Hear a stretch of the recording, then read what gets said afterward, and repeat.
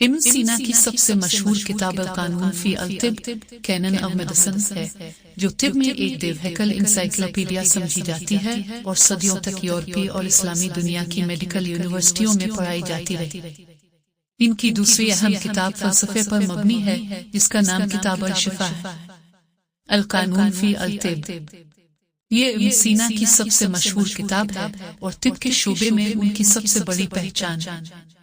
اس میں امراض، علاج، جراحی اور ادویات کے اصول مرتب کیے گئے تھے اور 760 ادویات کا ذکر۔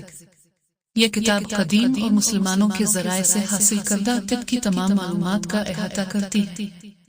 کتاب الشفا یہ ابن سینا کی ایک اہم فلسفیانہ یادگار ہے۔